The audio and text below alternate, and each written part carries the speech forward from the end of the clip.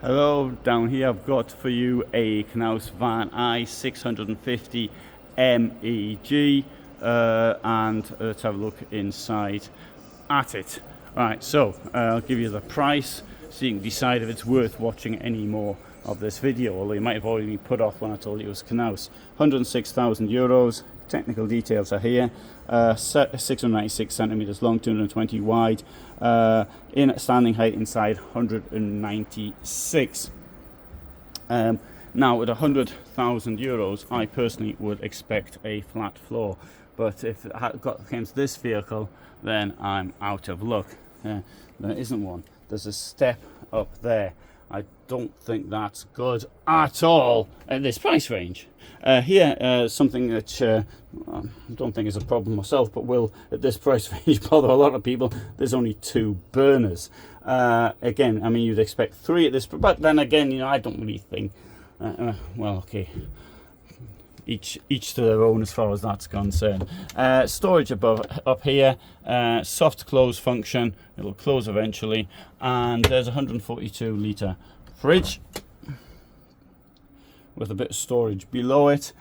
Coming through here, we've got storage at the back. We've got a ledge at the back as well. I'm not so keen on ledges, but I think the way that's been recessed, I'll forget that. I'll let that off. What I'm not going to let off is this ridiculous thing up here. And not only that, to make they put china up there. Admittedly, it is relatively deep, so maybe the cups won't be falling down. And apart from that, you wouldn't want to keep cups in there anyway. But it's just a loss of a storage possibility.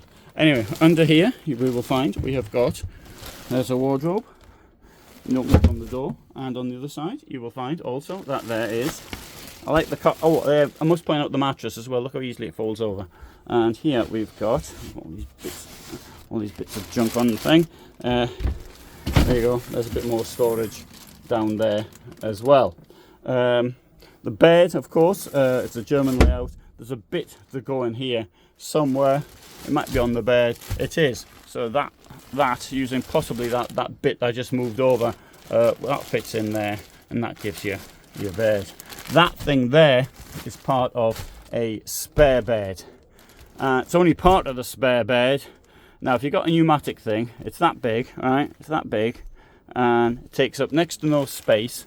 It's far cheaper, and I think it's far better. Maybe it won't last as long. But then again, the price of them compared to the cost of a bed, a spare one, then you can buy yourself new ones. Right, washroom in here, quite large, not even very large. This incidentally is a false wall. Quite like this washroom, and that comes across like that. You stick your what do you call it? This thing here, your tap, and that's not a tap, what's that called? The shower thing. Anyway, the shower thing goes on there. You possibly want to take the carpet up before you have a shower. The advantage of that would be, of course, that you'd have access to the plugs, two plugs, which is good, and what's bad is the fact that they're small ones. Sensible sliding door here. I mentioned the drawers, did I? I can't remember what I said now. You know, when you sort of film a number in one go, then you forget what you've done. A bit daft having this.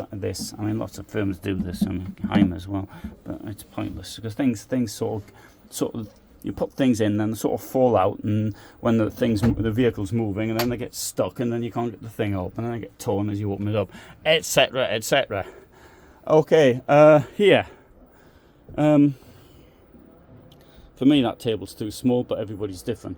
It might be just the sort of table that you want. Right up here, we've got a bed which will drop down. To make the thing drop down, you've got to put the seats down, of course. Let's see if it works. The last one I tried didn't. Oh no, it works, that's nice. Okay, good. So up here, you can get an idea of the size of the bed. You've got the ladder there, and you've got another unit there, which I think that wooden bit's part of the kit for making up an extra bed. Good point is up here that there is a skylight there, which I think will be appreciated by anybody sleeping up front. It says here that there's USBs. I wonder where they are. Who knows? Good. as you come in and out, you've got your light switches, a convenient place to put them. You've got also here is a shore power. There'll be other shore power switches in here as well. In the door, you get a fly screen. It's a nice door as well. It's got a window and it's got a bag to keep the stuff that you might want to keep before you get your dog lead and things like that. It's only got, well, I suppose at this price level you can't expect more, but it's got two locks there. Let's come around here. Fantastic garage, really nice. Yeah, very good. I like the garage. That's a good one.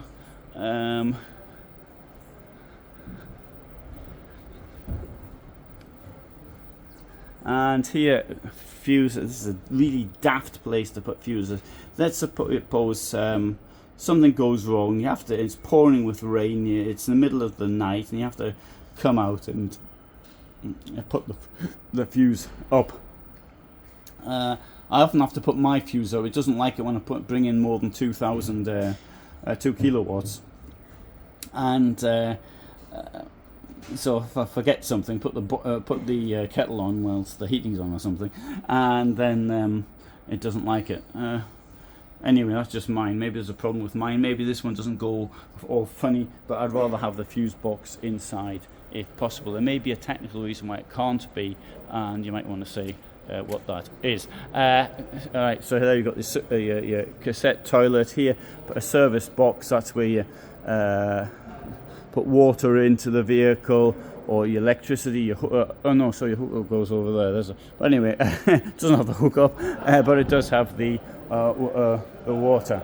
And here the door into this side, and it's a relatively easy step up. I believe there's the option of having a step that comes out as you go into it. Note the brake has been incorporated into the Agouti seat that's on a Fiat basis. I'm not so keen on that cloth, but that's me. Right, Van I there from Knaus. Van I 650 MEG. You can see there's a number of other Van I. Oh no, this is a live I, sorry. Good, right, so